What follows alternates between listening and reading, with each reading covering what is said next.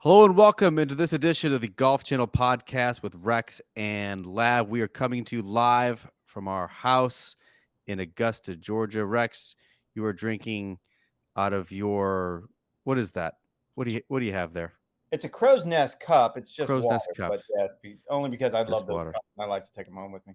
Yep, you certainly have to hydrate after what was a 15-hour day at Augusta National on Thursday. Got to be honest, folks.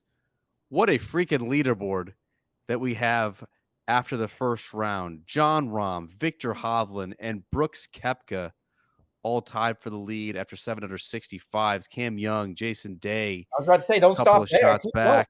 Xander Schauffele, Adam Scott, Scotty Scheffler, the defending champion, all in the house with 68s. The weather was absolutely ideal, which of course will not be the case, Rex, for the rest of the week. Thunderstorms in the forecast for Friday, not sure on the arrival time. Saturday looks like we're supposed to get anywhere from an inch to an inch and a half of rain, and then Sunday, scattered thunderstorms as well. But let's focus on the opening round. What a leaderboard. What a trio of co-leaders. What's your biggest takeaway? It delivered, as you just pointed out. That leaderboard is pretty impressive. I think you and I sat and watched it all day long, and it just kept getting better as the day went by. There was a moment earlier in the day, when Patrick Reed was close, Brooks Koepka was making his run, and I saw your eyes light up. The agent of chaos just came alive because you're like, num, just give me all of it. No one, they weren't going to have, there wasn't going to be any fisticuffs at the tournament practice area. Like, no one was going to get into a fight. Where the drama and the conflict is going to unfold is on the leaderboard on the weekend. That's when you're going to have these underlying subplots of the PGA Tour versus Live Golf. We certainly have that, right? Like right now, like Jon Rahm, PGA Tour loyalist, Brooks Koepka. Although I wouldn't say he's been the fiercest defender of Live Golf. He's, Mr. Chill, intends to go with the flow. He has, of course, defected to the rival tour, and we're certainly going to get into Brooks Koepka here in this podcast. To me, this was like the most ideal conditions possible, and there's clear evidence that if you did not perform today, you basically have zero chance to win the Masters. 19 of the past 20 winners, Rex, of the Masters were inside the top 15 after the opening round. And so that is good news for the likes of Jon Rahm, Brooks Koepka, Viktor Hovland, of course, for the co-leaders, Cam Young, Xander Schauffele, Jason Day, Adam Scott, Scotty Scheffler, Jordan Spieth, Colin Morikawa. Not so good news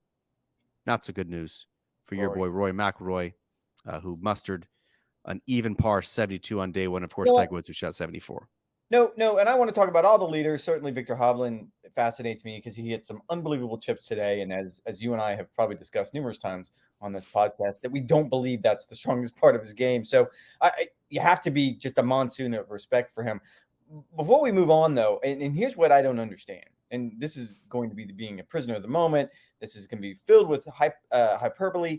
However, I would make an argument that this was probably the most important round of Rory McIlroy's career when you consider that he's only missing the green jacket from the Grand Slam. Most important round of his career. And the only reason he's missing that green jacket is because the most important round of his career was the previous major championship round that he played, the final round at the Old Course, the 150th Open in Oklahoma Golf. He's won an Open. I don't believe that. This is the one that. This is the opening round. Exactly. This is the opening round. And that one he was tied with a 54-hole lead. Why would this be the most important round of his career? You know it better than I do that his problems here have been because he hasn't gotten off to a fast start. We did it this morning on Live From. We went through the stats. We talked about how he is. We've done it every day. We've done it every day. Four consecutive Masters. Now it's 5 in which he is not a broken par in the opening round. Again, hyperbole. I'm guilty of it. Prisoner of the moment. I'm guilty of it. However, how do you stick an earbud in your ear and you do an in-round interview on what is, okay, maybe not the most important, but among the most important of your career as you're walking down the ninth fairway? It made no sense to me. I get it. It's good for the game. He wants to grow the game. He wants to be a company man. By all accounts, Augusta National asked him. He doesn't have a relationship with CBS or ESPN. He doesn't, but he has a relationship with the game. And I think the way Max described it is Augusta National asked, and when Augusta National asked, and Max Homa was the other one that did a walk and talk today during his round, you do what Augusta National wants. And I would imagine it was very, very similar for Rory. I understand all those things, but man, couldn't you have asked, like, hey, any chance we can wait maybe until Saturday for this one just to see how it plays out? Because Thursday and No. Friday. If he's gonna do a walk and talk, it has to be in the opening round. Do you think that this was among the messages that Dr. Bob Rotella had for Rory McIlroy? We all know that he came into town on Tuesday. They met on Wednesday, giving him some last Oh minute yeah, advice. Do you think it was, I'm hey, gonna be open distracted up, going down the ninth hole on Thursday. Yeah, that let's was the message. let's be loose, let's be free, let's give back to the game. Let's give these guys a solid. Are you not suggesting that that was part of the No, message with the good doctor? no, it is not. And look, I sat here and gushed for the last 3 days talking about, oh, he's in a better headspace, and coming into this event, it seems like this is as free as he's ever been, and this is still a hurdle. He knows what's up for grabs. It's been a long time. We know the history that he is 8 years now since his last major victory, and that is not a good stat when it comes to trying to complete the career Grand Slam. And the way you get ready for that is you pop an earbud in, walking down the ninth fairway in the middle of a crucial round. Like, I really had a hard time wrapping my mind around that.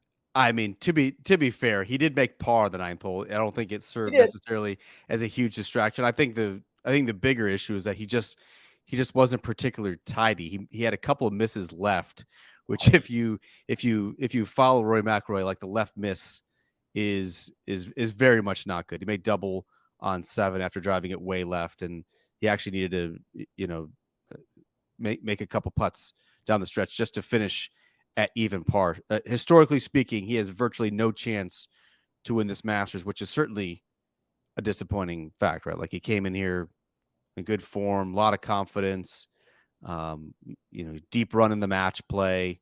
He won the press conference, as we put it in the previous podcast on Tuesday, saying all the right notes. So I think that was certainly the biggest disappointment of the day. When it comes to Tiger, Rex, it wasn't all that surprising. We had a punch on golfchannel.com that ran Wednesday night into Thursday, in which we were asked Tiger Woods make or miss the cut. I believe all three of us, yourself, myself, and Brentley Roman, staff writer at golfchannel.com, I think we all picked Tiger Woods to make the cut. What was your level of surprise in 1 to 10 of Tiger's opening 74, in which he basically just didn't do anything well?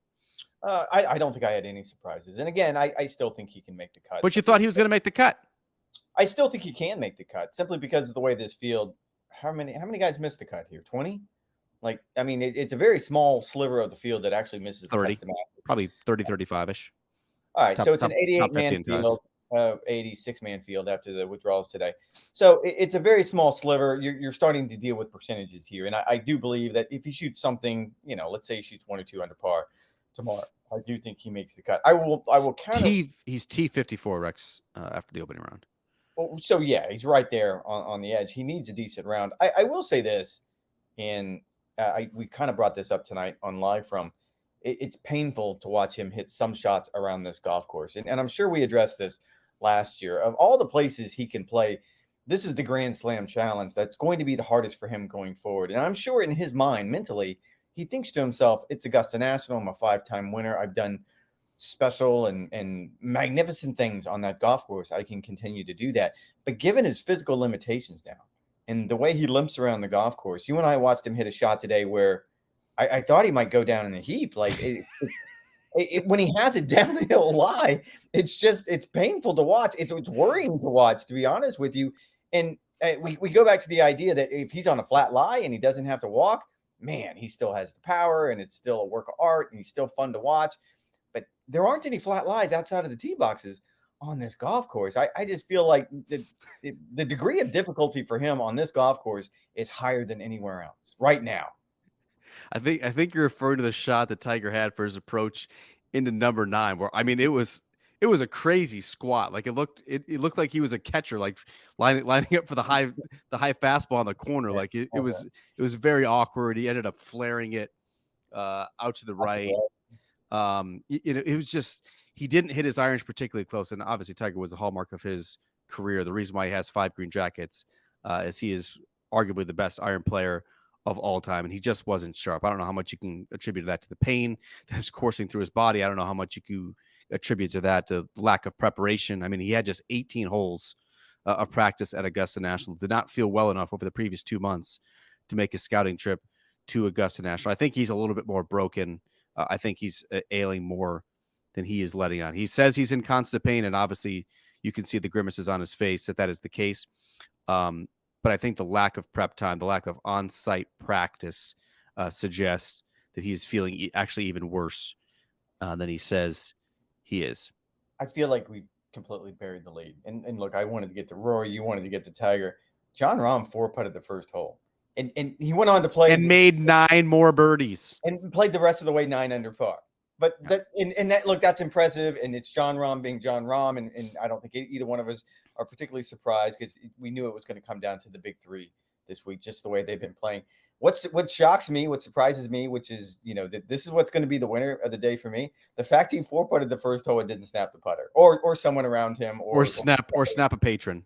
Yeah. Yeah. Because I mean, look, he can get mad. We've talked about the big bear before and he can run a little bit hot. He 4-putts the first hole. And to his credit, in his post-round interview, he said, well, if you're going to do that, the first hole is probably the one to do it because you got 71 now to make up the difference, which is an amazingly insightful and refreshing thought coming from Jon Rahm. And if he can continue that, then I don't know that anyone can beat him. But the fact he was able to get to the second tee without breaking some serious plates was just amazing to me.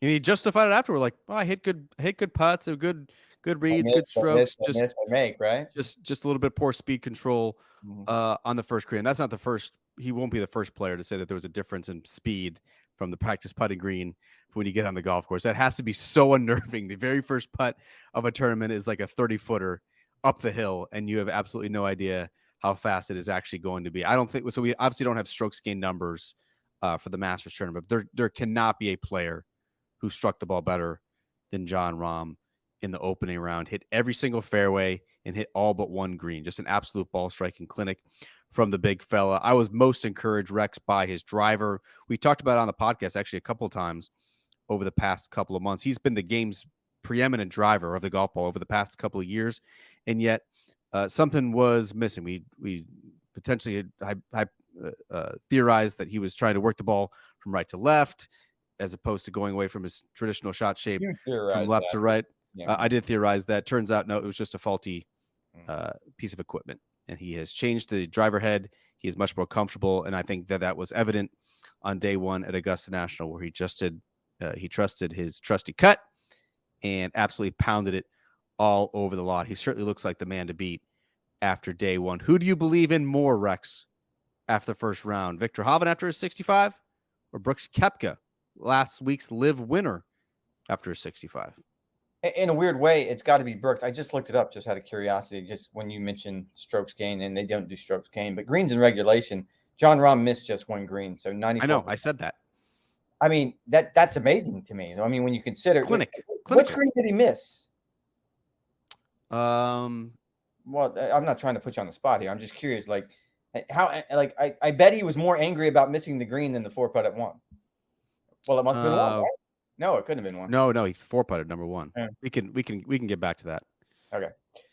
It would have to be Brooks simply because this goes back to what you and I talked about early in the week. It was impossible, at least in my mind, to handicap the field. I'll give you credit. Like, it apparently wasn't impossible in your mind because you picked Brooks as your player to watch early Thursday morning. And I'm live from Steve Sands goes, so what's like your biggest storyline that you're looking forward to watching today? I go, Brooks Koepka. Like, I just kind of spit it out. Like, he's not the biggest one. Like, everyone's paying attention to Scotty, everyone's paying attention to Roy, everyone's paying attention to Tiger. But yeah, little old me was watching Brooks Koepka because I think there was a general curiosity of how much does live success matter. He won last week at Orange County National on a golf course that bears little resemblance to what you find here at Augusta National. He had basically done nothing for the first 3 months of the season, but that's kind of been his MO, has it not? Over the past 5 or 6 years, he's uncanny. He's a unicorn, and that he flips a switch between regular season tournaments and major championships. He can be listless for months on end, and then he gets a major, and he looks like absolute Terminator. And so he was certainly the focus of my column on golfchannel.com. You guys can check that out. It's posted right now, leading the homepage. Basically, like, he's finally feeling healthy. There was, I think, some missing context, and everyone looks back at the Netflix series and how vulnerable and exposed he was, and it kind of highlighted why he made the move to live golf, because he kind of felt like he kind of contemplated his competitive mortality. What was missing from that context was that when Brooks Koepka initially shattered his kneecap and dislocated it, that was supposed to be a 1.5 year timeline for a recovery. And so when he did that in March 2021, the doctors told him he would not be able to fully function again, be close to 100% healthy until the end of 2022. And as we saw at the end of 2022, in November, he won in Saudi Arabia. And now when you see in early 2023, still a couple months removed from a major championship, he's kind of going through the motions, not all that committed. And then when you, it's like an internal timer went off when it comes to Brooks Koepka. Like, oh, Masters is coming up. I better click in.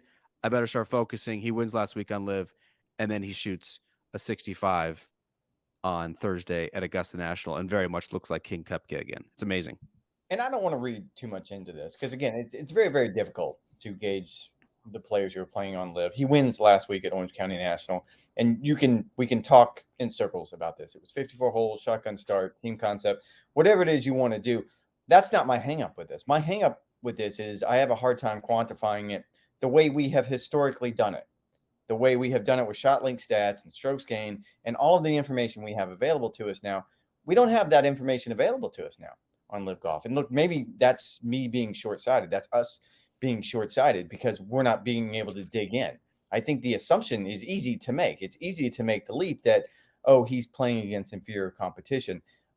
I'm not saying that this proves otherwise because he could go on and struggle the rest of the week and not be a factor at all come Sunday afternoon.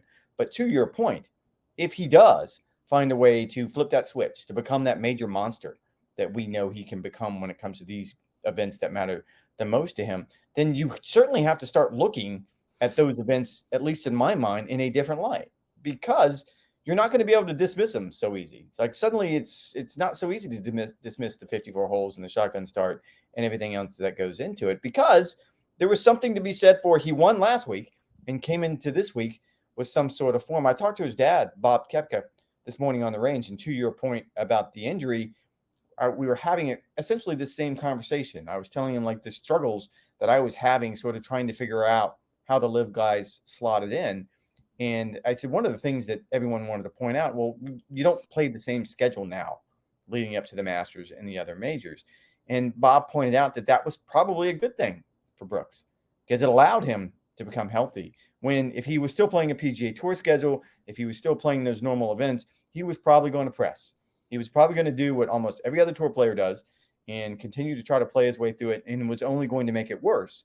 Whereas in this new reality, in his world on Live Golf, he essentially was kind of forced to take time off, and he got healthy, and this is the version we have now. Yeah, absolute biggest difference. His caddy Ricky Elliott told me is that he's fully healthy, fully confident, and he is now gunning for the green jacket. There was a weird thing, Rex. I do want to point it out, and Brentley, who's sitting next to you. Hi, Brentley. How are you, pal?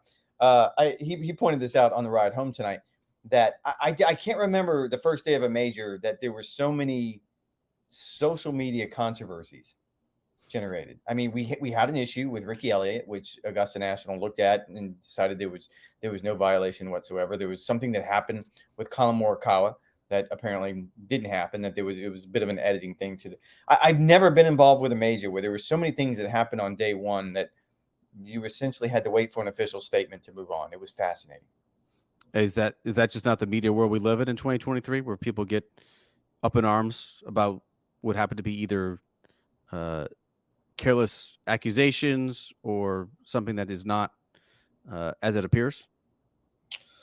Yeah, absolutely. I mean, it's a testament to where we are as certainly in media, but maybe as a society. I'll give you that, simply because, and look, you and I got caught up with it, probably just like everyone else. We're in the middle of it, and we're watching social media like everyone else. And oh, look, Ricky Elliott apparently said 5-iron, and he was motioning towards Gary Woodland's caddy at the time. It was funny because I was trying to. Our bosses at Golf Channel wanted me to find out exactly what the rule was and what the punishment would have been had it's a 2-shot penalty, isn't it? Well, it is. So it's rule 10.2. It's advice, essentially, is what it is. And it would have been a 2-shot penalty for Brooks because his caddy, Ricky Elliott, gave it away. However, it could have been a 2-shot penalty for Gary Woodland as well if his caddy, Butchie, had asked for the information. So it could have gone either way. But the caddy I had actually called to get some information about it pointed out that on every tee box at a PGA Tour event, specifically a par 3, if his man's hitting an 8-iron, he will flash the 8-iron symbol, which is 3 fingers. And he goes, anyone can see it. You can see it on TV. The other players can see it. The other caddies can see it. In this particular case, he felt like he was doing the exact same thing, that Ricky was telling someone it was a 5-iron, but he was 100% positive he wasn't telling Gary Woodland's caddy it was a 5-iron. According to Augusta National, quote, all involved were adamant that no advice was given or requested. I've seen the video clip. I'm sure everyone who's listening to this podcast has seen the video clip. We do not know if a spotter was in the vicinity. It certainly seems like that. And Gary Woodland's caddy could have simply been turning around and saw that signal as well and proceeded thusly. Rex, what's your biggest storyline as we wrap up this podcast? These are supposed to be mini podcasts. We're supposed to keep them between 15 and 20 minutes. We're now at the 20-minute mark. Real quickly, what are we looking forward to on Friday besides potentially eating a whole lot of sandwiches during a weather delay? Because you're so good at rapping when the producer tells you to rap, because that's your forte. That was your idea to dig into the controversy. It wasn't mine. No, I felt like it needed to be addressed. A couple things. One, I mean, of course, Brooks Koepka is going to be the conversation, because look, whether or not, if Sergio Garcia likes it or not, it is part of the narrative this week, and it's a huge part of the narrative. So I want to see if Brooks. He's playing in the morning. That could be a significant advantage, getting in however many holes he can, presumably in calmer conditions before the storm blows through. Potentially guys have to play through that in the afternoon. Maybe there's a stoppage of play, whatever the case may be. Brooks Koepka could very well get in a second round and then sits around and watches the carnage. So that would be one. The other, does Rory rebound? I mean, he needs something clearly in the mid-60s to have any chance at all tomorrow. So that's what I'm watching. What are you watching? Exactly that. I'm watching exactly that. Nothing Brooks Koepka in the morning. Can Jon Rahm continue the fine play? Viktor Hovland is going to have to chip to win this Masters. He did today. He hit some great chips today. He did. And the greens are softer than anticipated. I think actually the storms that are projected to roll through, even if they have sub-air, like it's going to be softer. It's going to be a little bit easier for chipping and pitching around the green. I think that works significantly in his favor. Keep in mind, Rex, the last major championship that was played, Viktor Hovland was the 54-hole co-leader at St. Andrews with Rory McIlroy. Had a forgettable Sunday. He said his game is markedly different, markedly better than he was at that time when he had a chance to win a major championship. So I'll be curious to see if he learns any lessons from that final round, whether they're applied to the second round and beyond at Augusta National. All right. Thank you guys for listening to this edition of the Golf Channel podcast with Rex and Lav. Make sure to check us out on on Friday morning. Make sure to read all of our stuff, including Brentley Romines, on golfchannel.com. We'll talk to you on Friday night. At some point, we'll put a bow on the second round of the Masters, weather permitting, of course.